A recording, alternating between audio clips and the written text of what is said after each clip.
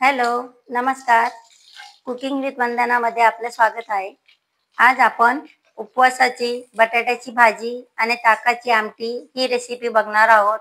ही recipe खूपच tasty लागते, तर तुम्ही हा व्हिडिओ शेवटपर्यंत नक्की बघा. तर बघा, बटाट्याची भाजीसाठी मी इथं बॉईल बटाटे घेतलेले आहेत आणि त्यांना ह्याप्रमाणे लहान लहान पीसमध्ये कट करायचे, जे करून आपण त्यांना आमटीमध्ये मिक्स करून खाऊ शकतो. आणि बटाटे आणि आमटी ही खायला खूपच चविष्ट लागते. आपल्याला नेहमी साबुदाणे खायची इच्छा नसते. साबुदाणे थोडे पाचनशक्तीला पण त्रास देतात. त्यासाठी नेहमी आपण साबुदाणे ही आवडत नाही, तर ज्यांना आवडत नाही त्यांच्यासाठी ही रेसिपी बेस्ट आहे.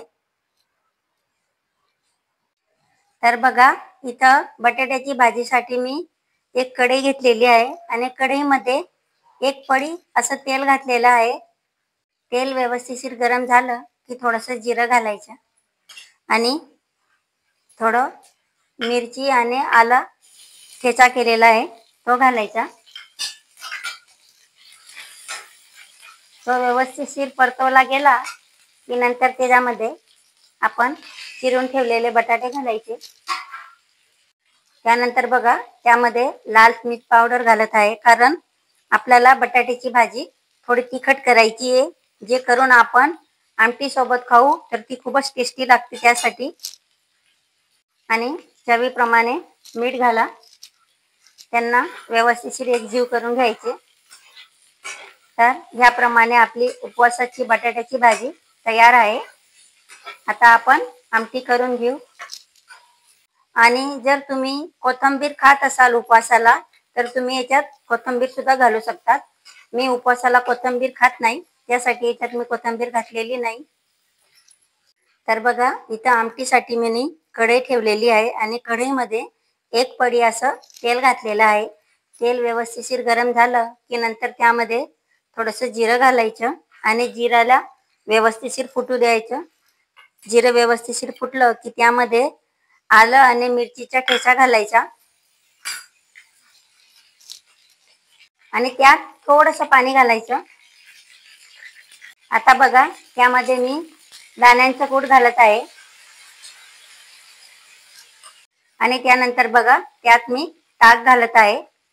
ताकाची आमटी सुद्धा एकदम आंबट आणि गोड अशी बनवायची.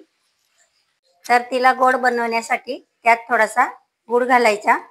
जर तुम्ही आंबट गोड नाही आवडत नसणार त्याच्यात गूळ घालायचा नाही, पण एकदा नक्की तुम्ही गूळ घालून ही आमटी बनवून बघा, ही खूपच टेस्टी लागते. आणि त्यात चवीप्रमाणे मीठ घाला आणि ही आमटीला व्यवस्थित उकळू द्या, कारण आपण त्याच्यात दाण्याचं कूट घातलेलं आहे, तर तिला व्यवस्थित उकळू द्यायची. नाहीतर तिच्यात फक्त दाण्याच्या कूटचाच चव येईल, दुसरा चव लागणार नाही त्यासाठी. तर बघा, आपली आमटी सुद्धा तयार झालेली आहे. तर तुम्ही ह्याप्रमाणे नक्की एक वेळेस बटाट्याची तिखट भाजी आणि गोड आंबट अशी ताकाची आमटी करून बघा. ही खूपच खायला टेस्टी लागते. नक्की एकदा ट्राय करा आणि जर तुम्हाला आवडली तर माझी चॅनलला सबस्क्राईब करायला विसरू नका. तर मग बघा, तयार आहे आपली साधी, सिंपल आणि टेस्टी बटाट्याची भाजी, आमटी, वेफर्स आणि तर तुम्हाला हा व्हिडिओ कसा वाटला मला कमेंटमध्ये नक्की कळवा आणि माझी चॅनलला सबस्क्राईब करायला, व्हिडिओला लाईक शेअर करायला विसरू नका. धन्यवाद.